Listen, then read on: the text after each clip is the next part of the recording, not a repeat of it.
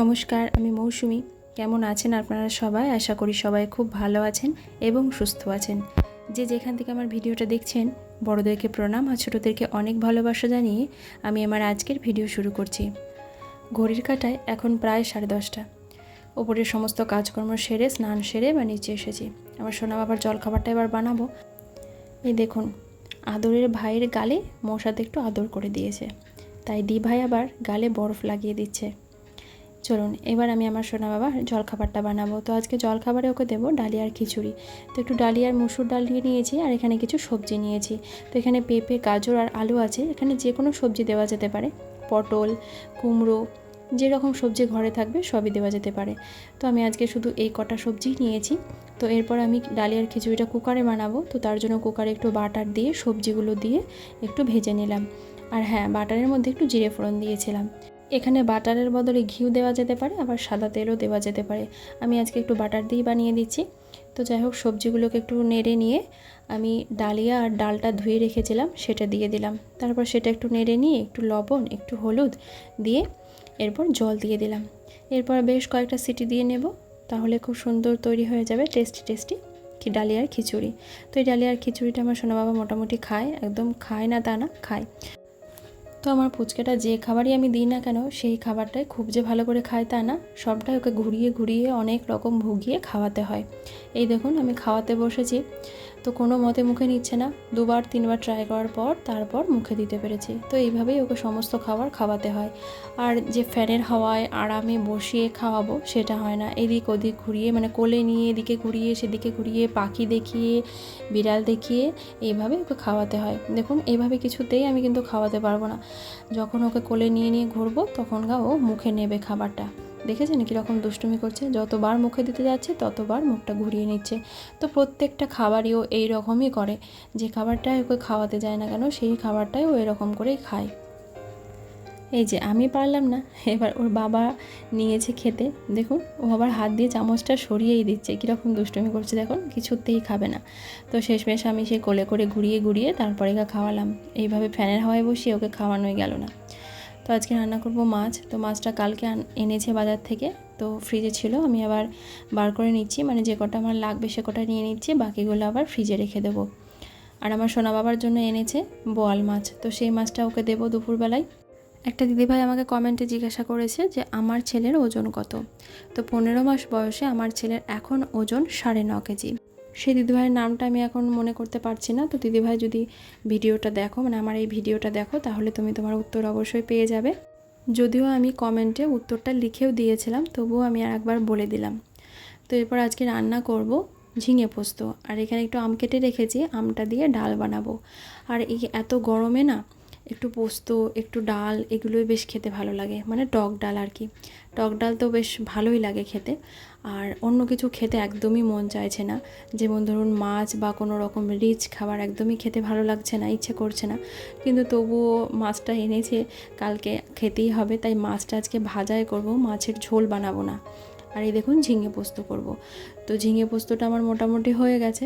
পেঁয়াজ ভেজে নিয়েছিলাম আগে, তারপর আলুটা ভেজে নিয়ে ঝিঙেটা দিলাম। আর দেখুন, ঝিঙেতে এতটাই জল বেরোয়, আমি কিন্তু এই তরকারিটাই এতটুকু জল দিইনি। আমি একটু লবণ আর হলুদ দিয়ে ঢেকে রেখেছিলাম, আর কি পরিমাণে জল বেরিয়েছে। তো দেখুন, আমার ঝিঙে পোস্তটা হয়ে গেছে। নামানোর আগে একটু কাঁচা তেল দিয়ে দিলাম। এই পোস্তর তরকারিতে না, আলু পোস্তই বলুন, ঝিঙে পোস্তই বলুন, একটু কাঁচা তেল দিলে বেশ সুন্দর একটা টেস্ট হয়, বেশ ভালো লাগে খেতে। আর এরপর আমার সোনা বাবাকে আম দেব। তো আমার সোনা বাবা এই প্রথম আম খাবে। গতবার তো তখন ছোট ছিল, তখন ওকে আম দিতে পারিনি, কারণ তখন ওর অন্নপ্রাশনই হয়নি। আর যখন ওর অন্নপ্রাশন হয়েছে তখন ওর আমটা আম শেষ হয়ে গেছে, আমের সিজন চলে গেছিলো। আর তাই ওকে গতবার আম দিতে পারিনি। আর এইবার ও প্রথম আম খাবে। তো এই আমটা নিয়ে এসেছে, আমটা ভীষণ মিষ্টি। তো এর আগেও একদিন এনেছিল, তো সেই আমটা অতটা ভালো ছিল না বলে ওকে দিতে পারিনি। কিন্তু এই আমটা দেখলাম খুব মিষ্টি আর খেতেও বেশ সুন্দর। তো আমটা এমনি আমি 2-1 পিস মুখে দিতে গেলাম, কিন্তু খেলো না। কীরকম দুষ্টু দেখুন, এই আমটা আমি দিতে যাচ্ছি, আমটা খাচ্ছে না। আর ওই যে পাশে দেখেছেন আমের যে বোটাটা পড়ে আছে, আমি যেটা কেটে রেখেছি সেইটা তুলে মুখে দিচ্ছে, এতটাই দুষ্টু। আর এই দেখুন, আমটা আমি একটুখানা ছাকনায় ভালো করে ছেঁকে আমের পাল্পটা বার করে নিলাম। এবার এটা ওকে খাওয়াবো। তো দেখুন, এটা খেতেও কীরকম দুষ্টুমি করছে, এটা ও মুখে নেবে না। ওকে আমি যে খাবারটাই খাওয়াতে যাই ও মনে করে সেই খাবারটা ভালো না, কিন্তু এই খাবারটাই যদি আমরা খাই তাহলে সেই খাবারটা ও খাওয়ার আগ্রহ দেখায়। তাই আমি মাঝে মাঝে আমাদের সবার সঙ্গে ওকে নিয়ে খেতে বসি, বা আমরা যে খাবারটা খাই সেই খাবারটা ওকে দেওয়ার চেষ্টা করি, তাহলে ও খেতে শিখবে। আমি বসিয়ে খাওয়াতে পারলাম না, তারপরে কোলেই নিলাম। আর এই দেখুন মেয়ে একটা কাণ্ড করলো, খেলা দিচ্ছিল, খেলা দিতে দিতে এমন ধাক্কা দিল আমটা পুরো ওর গায়ে পড়ে গেল। আমার সোনা বাবা দেখুন হাঁটতে শিখে গেছে। হাঁটতে শিখেছে বলতে কেবল উঠে দাঁড়িয়ে দু এক পা ফেলছে, তারপরে আর ফেলতে পারছে না, এতটাই ভয় পাচ্ছে ও, সঙ্গে সঙ্গে বসে পড়ছে। তো এইভাবে আস্তে আস্তে শিখবে, তবে চেষ্টা করছে হাঁটার, কিন্তু এখনও সেইভাবে ব্যালেন্সটা আসেনি। তবে আশা করছি 1 মাসের মধ্যেই ও ভালোভাবে হাঁটতে শিখে যাবে। এই দেখেছেন একটুখানি হাঁটি হাঁটি পা করছে, তারপরে আবার বসে পড়ছে। এখন বাজে 11:30। তো ভাবলাম আমার সোনা বাবাকে আগে স্নানটা করাবো, তারপরে ভাবলাম না মাছটা ভেজে নিই, কারণ ডাল আর তরকারিটা হয়ে গেছে, তো মাছটা ভাজাই শুধু থাকছে, তো সেটা একদম করে নিই, তারপর উপরে যাব। একদিকে সংসারের কাজ রান্না বান্না, অন্যদিকে বাচ্চা সামলানো, তো মাঝে মাঝে গুলিয়ে যায় কোনটা আগে করব কোনটা পরে করব। তাই একই সঙ্গে একদিকে রান্না করি, একদিকে ওকে খাওয়াই, ওকে স্নান করাই, তো এরকম করেই আমার সারাটা দিন কেটে যায়। তো আমার রান্নাবান্না এভাবেই করি, একটা রান্না করি তারপরে আবার ওকে খাওয়াই, আর একটা রান্না করি তারপরে আবার ওকে স্নান করাই, তো এইভাবেই আমার চলতে থাকে। তো দেখুন আজকে মেয়ে আমার অনেক বড় একটা কাজ করে দিয়েছে, আমার সোনা বাবাকে ঘুম পাড়িয়ে দিয়েছে। আর আজকে আমার সোনা বাবা কত লক্ষ্মী হয়েছে দেখুন, তার দি ভাইয়ের কাছে আজকে ঘুমিয়ে পড়েছে। তো আমি প্রথমে ভেবেছিলাম সমস্ত রান্নাবান্নাগুলো সেরে নিই, মানে ঝিঙে পোস্ত ডালটা তো হয়ে গেছে, মাছটা ভেজে তারপর একদম ওপরে গিয়ে পুচকেটাকে স্নান করাবো, কিন্তু এসে দেখি আমার পুচকেটা দি ভাইয়ের কাছে ঘুমিয়ে গেছে, তো ওর এখনও স্নান হয়নি। তো ঘুম থেকে উঠুক তারপরেই স্নান করিয়ে দেব। আমার সব রান্নাই হয়ে গেছে, তবে ছেলের খাবারটা এখনও বানানো হয়নি। আজ দুপুরে দেবো আমার সোনা বাবাকে একটু মাছ, এটা হচ্ছে বোয়াল মাছ। তো প্রত্যেক দিনই চেষ্টা করি মাছ, নয়তো একটু চিকেন, নয়তো বা ডিম, মানে কিছু একটু দেওয়ার, প্রোটিন জাতীয় খাবার। আর এই দেখুন সকালে যে ডালিয়াটা বানিয়েছিলাম সেটার মধ্যে একটু ভাত দিলাম, মাছটা দিলাম, দিয়ে দুপুরে লাঞ্চটা বানিয়ে নিলাম। আর এই দেখুন এরপর একটু এসেছি দই খাওয়াতে, তো আমার পুচকেটাও দই একদম খেতে চায় না, তবুও আজকে একটু নিলাম খাওয়াবো, কারণ টক দইটা খাওয়া বাচ্চাদের খুবই ভালো। এতে সামান্য একটুখানি আমি চিনি দিয়েছি, বেশি দিইনি, কারণ টক হয়ে গেলে তখন আবার খাবে না, খুব বেশি টক হলে খাবে না, এমনিতেই তো খেতে চায় না, তো একটু মুখে স্বাদ মতো তো বানাতে হবে, তো সামান্য একটু চিনি দিয়েছি। তো চামচে করে খাওয়াতে পারলাম না, কিছুতেই মুখে নিল না, তো তারপর ঝিনুকে করে খাইয়ে দিচ্ছি। তো আমার এটা একটা সুবিধে হয়, যে কোনো খাবার এমনি না খেলে, চামচে না খেলে আমি ঝিনুকে করে খাইয়ে দিই। আর এরপর একটু লিচু ছাড়িয়ে নিচ্ছি, লিচুটা দেব। তো লিচুটা এমনি খেতে চায় না, দু একটা মুখে নেয়, নিয়ে সেভাবে খায় না, তো তখন আবার একটু রস করে দিয়ে খাওয়াই। তো প্রথমে আমি এমনি ওকে দেওয়ার চেষ্টা করি, কারণ এমনি খাওয়াটাই বেশি উপকার, রস করে মানে জুস করে দেওয়ার থেকে এমনি ফলটা খেলে তো ফলের ভেতরে ফাইবার থাকে, সেটা খাওয়া ভীষণ উপকার। তো সেই জন্য চেষ্টা করি এমনি একটু দেওয়ার, যেটুকু খায় ভালো, না খেলে তারপর আমি রস বানিয়ে দিই। তো এই দেখুন একটা মুখে দিতে গিয়ে টপ করে পড়ে গেল, তো সেটা আবার সরিয়ে নিলাম। এরপর আমি হাতটা কিন্তু ওর ধুইয়ে দিয়েছি, আর দুই হাতে ওর এই হাতে একটা তুলছে আর মুখে দিচ্ছে, খাচ্ছে না কিন্তু একটা একটা করে তুলছে, মুখে দিচ্ছে, আবার প্লেটে রেখে দিচ্ছে।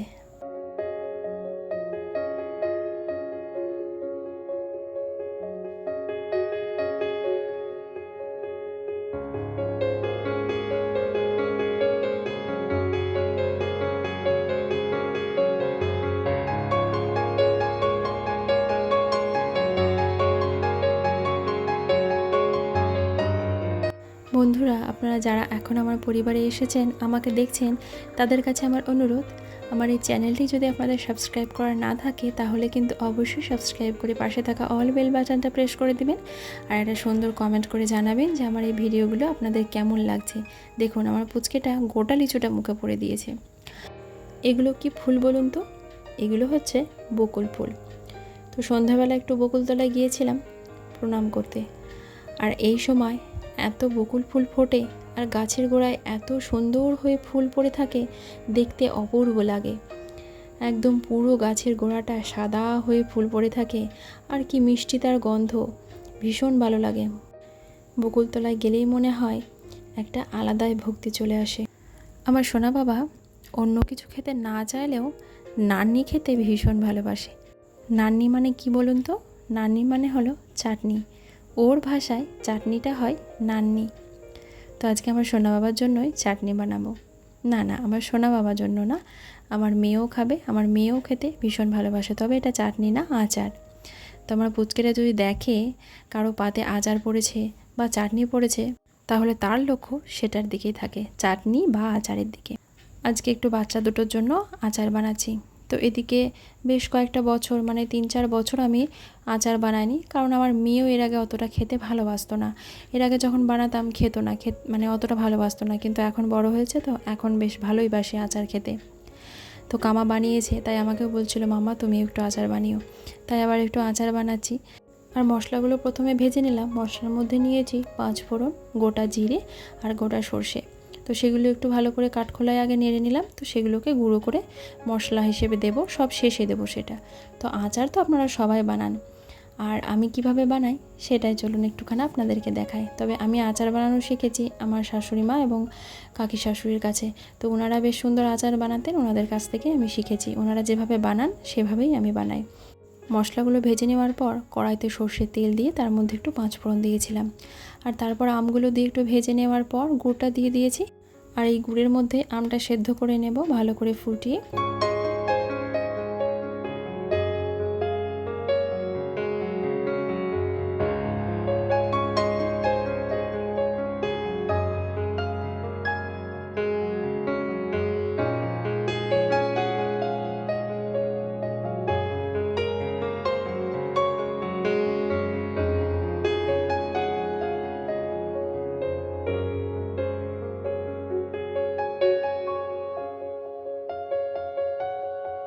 আমটা সুন্দর সেদ্ধ হয়ে গেছে, এবার আমি নামিয়ে নিয়েছি একটা গামলার মধ্যে। আর এটা এখন 2 দিন রোদ্দুরে দিতে হবে। আচারটা 2 দিন রোদ্দুরে দেওয়ার পর এই অবস্থায় এসেছে। তো মা আচারের মশলাটা দিয়ে দিচ্ছে। মশলাটা আমি এখন দিলাম না, কারণ আমার এখনও স্নান হয়নি। আর আচারটা একটু আচারই রাখতে হয়, না হলে নষ্ট হয়ে যায়। আর মা স্নান টান হয়ে গেছে, তাই মাকে বললাম তুমি মশলাটা দিয়ে দাও। আর এখন আচারটা দেখে সত্যিই জিভে জল আসছে। তো যাই হোক বন্ধুরা, আজকের মতো তাহলে ভিডিওটা এখানেই শেষ করছি। সবাই ভালো থাকবেন, সুস্থ থাকবেন। দেখা হবে আগামীকাল আবারও একটা নতুন ভিডিওতে। আর আচারটা কেমন লাগছে অবশ্যই কিন্তু কমেন্ট করে জানাবেন।